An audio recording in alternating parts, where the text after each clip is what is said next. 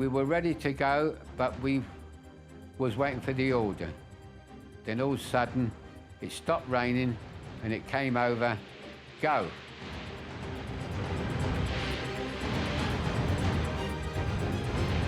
June the 6th, 1944. When daylight came on the 6th, I mean, I could look back and there was this mass of shipping. One just looked and one couldn't believe the size of the operation. I looked and there was the channel, full of boats, all coming in one direction. And the skipper said, look, boys, we're making history. This is D-Day. When the Allied fleet emerged out of the morning mist on the coast of Normandy, the defenders were shocked because they had not expected anything on quite this scale. There were just ships you could see right across the channel. There seemed to be an endless flow of ships. We didn't expect the invasion in Normandy because the distance was very long. There were a lot of cliffs, difficult to overcome. Rommel repeated, if the Allied will land and we can't throw them back into the sea within 24 hours, that will be the beginning of the end. 7,000 ships, including destroyers and battleships, approach the French shoreline. Amphibious landings will be made on 5 beaches in Normandy. British and Canadian forces will assault 3 beaches, codenamed Gold, Juno and Sword. The Americans will take 2 beaches further west, codenamed Omaha and Utah. It was surprising, really. It was fairly quiet as where we were going, because as we got nearer, then all hell broke loose.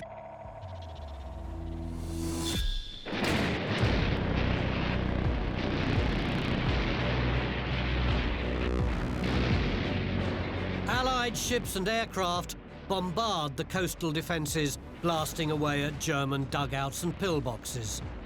Suddenly, we see an extraordinary blaze. The horizon where the sea is lights up as if from the reflection of an enormous fire burning on the ocean, the formidable pounding of naval gunfire.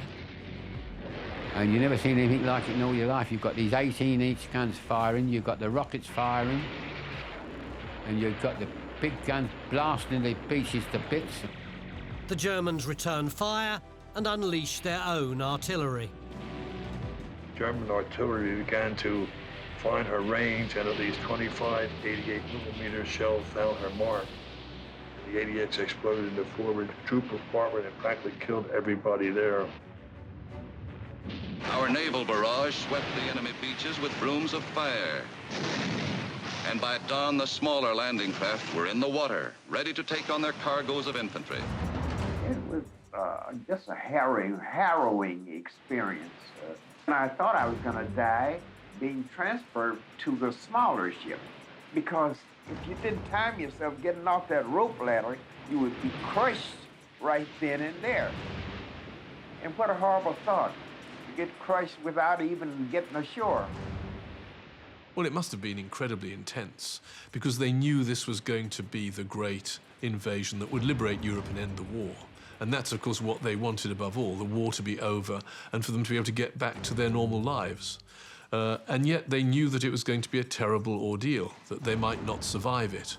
So, you know, one can easily imagine the conflicting emotions of thinking, this is the most important thing I'm ever going to do, but maybe I won't see the end of it. And many of them didn't. I was afraid. I was afraid. The unknown is what brings us fear. Fear of the unknown. I think everybody had got fear. But there was always one amongst you who would be cracking jokes and keep your spirits up. You don't want to let your mates down. Some people just couldn't cope with it. Fear's a thing that I couldn't describe to you. You shake a wee bit. Your knees do knock a bit. But you know you've got to do it. Huddled in landing craft, the Allied troops prepare to storm the beaches. You're in these landing craft, so you're very vulnerable. You're going across the water laden down with a big pack and with your ammunition and your rifle and so on. You're being shot at. There's nothing you can do to defend yourself. You're going very slowly towards the beach. You know, it must have been terrifying. And also, everybody's keyed up. As soon as the ramp goes down, then you rush for the beach. The guns concentrated on the ramps where the troops were coming down, and the ramps were blown. It made it impossible for the troops to get past the pile of dead and the wounded at the foot of the ramps. As we were running in, then we were coming under fire. Everything was opening upon you. It was just hellish. The German snipers started up, and they were fantastic marksmen. And they could hit Penny, I should think, from 500 yards. Then we were dead in the water, were floating about, and you had to go over the top of them. It's the thing that nightmares are composed of. Many of the landing craft hit sandbars and have to offload too early. Tanks drive forward into water that's too deep. Men laden with heavy equipment sink and drown. There are scenes of complete carnage. Debris all over, tanks, lorries, you name it was there, blown up, burnt out in bits and pieces. At Omaha Beach, the bombardment has failed to destroy the German defences. So for machine gunners positioned in the high cliffs, it's open season. I had 12,000 rounds for my machine gun. I started shooting at 5 a.m. and I was still shooting nearly 9 hours later.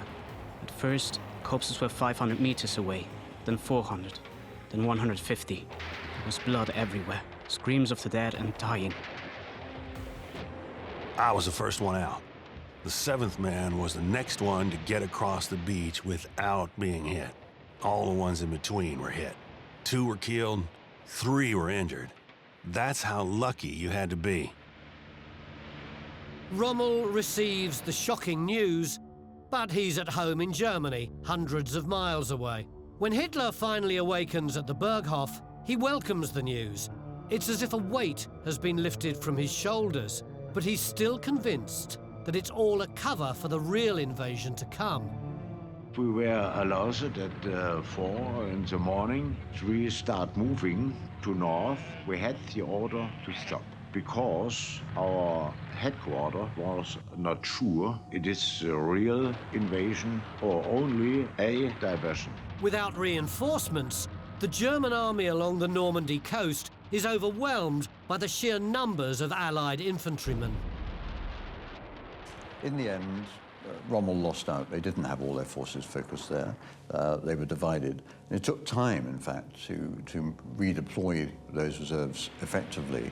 And that was time lost. That was time which the Allies managed to get a real foothold on the French coast. As the Allied troops continue to come ashore, the sheer scale of the casualties becomes clear. There were a lot of our own dead lying around on the beach. There was this horrible stench of death. I'd never before seen a dead person. The whole place was littered. You know, that hit me. I then knew, you know, what was ahead of me. But this is only the beginning. The Allies need to advance inland quickly before the Wehrmacht is able to reinforce the coastline. And Hitler already has a plan for a counterattack designed to throw the Allies back into the sea.